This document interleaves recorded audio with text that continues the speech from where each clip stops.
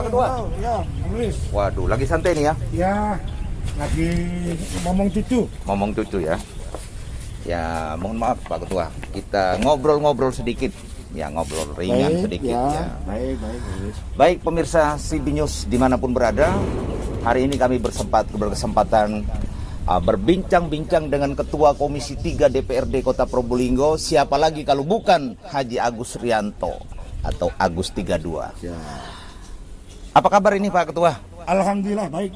Baik ya. Ini lagi viral, trending ya. Ya. Tentang rehab apa gedung Pemkot ya. Pak Ketua ini kok begitu tegasnya mengkritik ya bahwa ini gedungnya masih bagus, belum bocor dan lebih baik dialokasikan untuk dampak PPKM ya. Kepingin tahu seperti apa pendapatnya ini. Baik, Bang Luis. Assalamualaikum warahmatullahi wabarakatuh. Waalaikumsalam. Selamat berjumpa kembali Bang Luis dengan saya.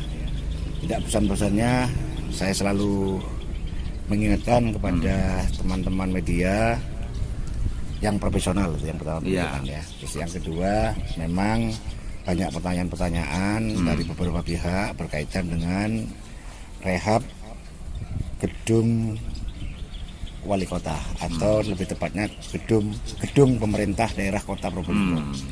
Kalau menurut saya sah-sah saja, boleh-boleh saja mempercantik sebuah bangunan yang notabene itu adalah lambang dari sebuah pemerintahan, baik kabupaten, kota, gubernur, apalagi istana, kan begitu ya. Namun dalam situasi dan kondisi pandemi semacam akhir-akhir ini, apalagi sampai kapan ini selesai juga masih belum diketahui. PPKM selalu diperpanjang. Sampai sekarang kita tahu bahwa kita akan mengalami PPKM sampai dengan tanggal 30. Tapi yang level 4 gitu ya. Kebetulan Probolinggo pernah level 3. Beberapa hari kemarin dinyatakan kembali ke level 4. Level 4 ya. Itu sangat. Jadi keberadaan pembangunan atau rehab daripada gedung pemerintahan Kota Probolinggo itu saya kira kurang tepat. Kurang tepat ya. Ya. Apa mungkin karena alasannya karena beberapa anggaran yang dipotong ini kira-kira Pak Ketua, sehingga kritiknya begitu tajam ini? Enggak juga. Saya kira pemotongan anggaran itu adalah satu yang wajar di dalam hal-hal yang sulit semacam ini.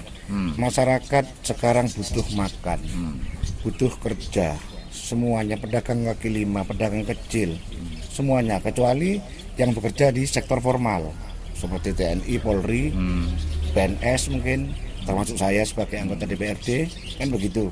Tapi bagi mereka yang non formal, berjualan kaki lima, pabrik-pabrik yang sudah banyak mengurangi pekerjaan, itu mereka kan harus dipikirkan.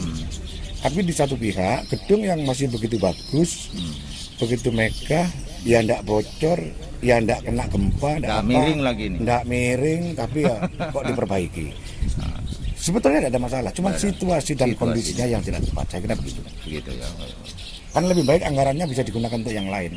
Bisa saja kan bahwa karena COVID dan sebagainya kami butuh anggaran bahwa ini untuk tidak dikerjakan dulu. Bukan tidak boleh, tapi ditunda dulu. Sebaiknya begitu ya. Jadi artinya dalam menjelang akhir tahun ini sekiranya pemerintah lebih fokus kepada penanganan ini ya? COVID, terutama bantuan-bantuan bagi mereka yang berdampak daripada PPKM ini. Kalau hanya beras 5 kilo dan uang 200.000, satu keluarga mungkin 4 orang, 3 orang saja, itu paling seminggu sudah habis. Kan begitu. Lebih baik dampak ekonomi, dampak sosial dan kesehatan inilah yang perlu diperhatikan. Kan begitu. Dampak ekonomi apa? Mungkin bantuan stimulus bagi pedagang kecil. Kebijakan-kebijakan seperti menutup pasar Sabtu Minggu. Itu kan juga kurang tepat. Di mana ada masyarakat kecil yang berjualan di sana. Kan begitu. Silakan mereka berjualan dengan segala bentuk prokes yang betul-betul ketat. Misalkan disediakan hand sanitizer, tempat cuci tangan, masker dan sebagainya itu. Kan lebih tepat seperti itu. Cuman saya lihat ada narasi ini daripada Pemkot lebih baik pasar baru. Kalau ngomong pasar baru Bang Luis, sejak tahun 2008 sempat dikerjakan 2019 walaupun putus kontrak, buktinya tahun 2020 juga tidak tergarap. Sekarang 2021 dengan anggaran 4 miliar baru sekarang dieksekusi. Dan mudah-mudahan aja itu bisa selesai tepat waktu, walaupun tidak 100%. Karena dari seluruh anggaran itu kan ada 6 miliar. Jadi 4 miliar sekarang, 2 miliar nanti di PHK. Nah ini yang perlu dipikirkan. Apakah kira-kira terkait tentang ini antara Komisi 3 yang mempunyai fungsi pengawasan legislasi, pernahkah bertanya langsung kepada dinas terkait perencanaan seperti ini, apalagi di tengah pandemi COVID? Ya, tentunya itu dari awal pembahasan sudah kita tanyakan. Tapi kan awal-awal tahun 2020 kemarin berkaitan dengan pembangunan sekarang ya, baik itu pasar maupun gedung Pemkot, itu kan hanya rehab. Ngecat dan sebagainya, tidak merubah bentuk. Kalau rehab ini kan berarti merubah bentuk. Tapi kalau perawatan itu kan ngecat, kan beda. Gitu ya. Harapan kira-kira? Harapan saya karena ini sudah terlanjur, gedung Pemkot ini sudah dibongkar, pemenangnya juga sudah ada. Ya bagaimana lagi? Ya harus dilanjutkan dan harus tepat waktu. Cuma banyak protes dari masyarakat ini. Protes itu harusnya sebelumnya. Kalau sekarang misalkan diberhentikan malah nggak karu-karuan. Yang jadi soal kan masyarakat nggak tahu perencanaannya. Lah, mungkin yang lain aja sudah. Jangan sampai ini terjadi kepada yang lain yang masih belum dikerjakan, gitu loh. Artinya ini ada peluang untuk kalau bisa yang lain-lainnya dihentikan ya. Seperti itu. Wow. Kira-kira masih banyak proyek yang akan diluncurkan dalam tahun ini? Dalam tahun ini ada contoh di rumah sakit misalkan. Dihentikan juga kira-kira? Ya, bukan ditunda. Bukan. Maksud saya bukan tidak boleh. Kalau bisa ditunda. Ya. Ya toh. Kalaupun diteruskan, toh masih belum bisa digunakan. Tahun 2022 masih ada anggaran. Kalaupun nanti tahun 2022 100% sudah dibangun, 2023 belum tentu bisa dipakai. Karena apa? Infrastruktur berupa alkes, nakes dan sebagainya kan masih belum.